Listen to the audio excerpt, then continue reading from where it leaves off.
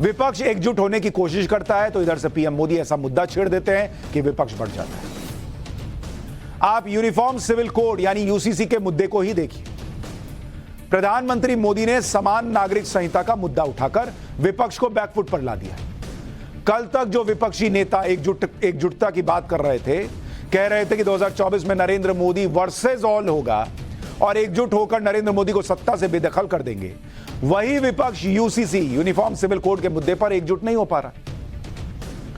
कल तक विपक्षी एकता की कस्में खाने वाले राजनीतिक दल अब अपना स्टैंड बदल रहे हैं। सवाल फिर वही कि 2024 के लोकसभा चुनाव के लिए विपक्ष एकजुट कैसे होगा जब यूसीसी के मुद्दे पे नहीं हो पा रहा। विपक्षी एकता के नाम पर सिर्फ फोटो सेशन हो रहा है क्या? विपक्ष में अब ऐसी कई पार्टियां हैं जो या तो यूनिफॉर्म सिविल कोड के पक्ष में आ गई हैं या फिर यूनिफॉर्म सिविल कोड का खुलकर विरोध नहीं कर पा रही। केजरीवाल की पार्टी आम आदमी पार्टी ने तो कह दिया कि वो सैद्धांतिक तौर पर यूनिफॉर्म सिविल कोड के पक्ष में है।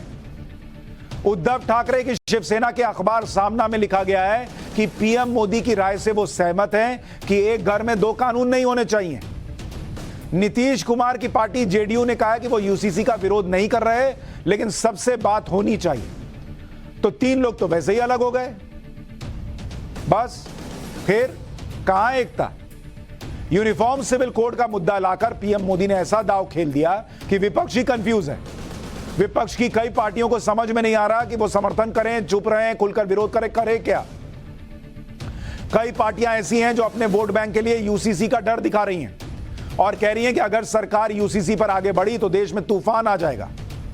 नेशनल कॉन्फ्रेंस के एक नेता हैं फारूक अब्दुल्ला, ये हर बात पर तूफान ही लाते हैं। सुनिए क्या कह रहे हैं। जो आजकल ये कर रहे हैं कि यूनिफाइड कॉमन कोड होना चाहिए, मैं समझता हूँ उसकी तरफ इनको सोचना चाहिए।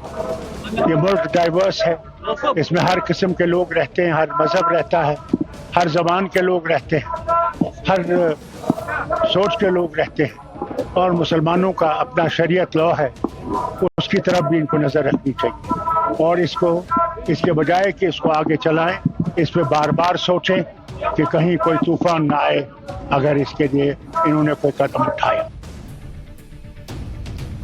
तूफान की बात कर रहे हैं, लेकिन यही डर अनुच्छेद 370 को लेकर भी दिखाया जा रहा था। तब महबूबा मुफ्ती ने कहा था कि अनुच्छेद 370 हटाया तो कश्मीर में कोई तिरंगा उठाने वाला नहीं मिलेगा। लेकिन सबको पता है कि अनुच्छेद 370 हट भी गया और वहां लाल चौक पर भी शान से तिरंगा लहरा रहा है। विपक्ष की हालत इस वक्त ऐसी हो गई है कि यूसीसी के मुद्दे ने उन्हें बुरी तरह से फंसा दिया है। विपक्षी एकता का जो ढोल पीटा जा रहा था, वो ढोल भी फटता दिख रहा है। विपक्षी एकता की शुरुआत जिस बिहार में हुई, उसी बिहार में आज गृह मंत्री अमित शाह पहुंचे और उनका सीधा हमला मुख्यमंत्री नीतीश कुमार पर हुआ। अमित शाह ने कहा कि नीतीश कुमार पर कोई भरोसा ही नहीं कर सकता। नीतीश कुमार को प्रधानमंत्री बनना नहीं बल्कि लालू यादव को मूर्ख बनाना है, जिससे वो बिहार के सीएम बने रहे। अमित शाह ने क्या कहा, सुनिए।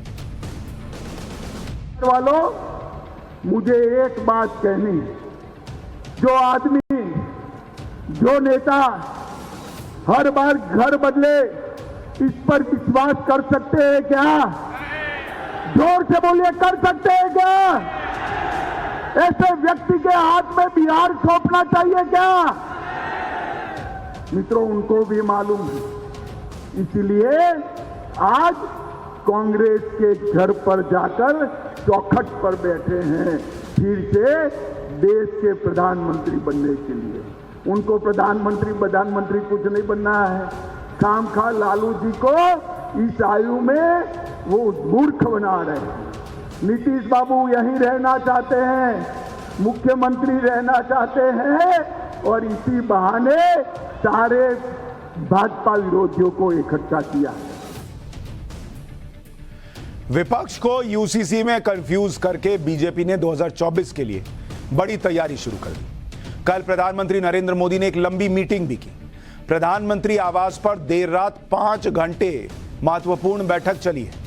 बैठक में पीएम मोदी थे, गृह मंत्री अमित शाह थे, बीजेपी अध्यक्ष जेपी नड्डा थे, संगठन मंत्री बीएल संतोष थे। बैठक में कैबिनेट में फेरबदल और संगठन में बदलाव को लेकर चर्चा हुई।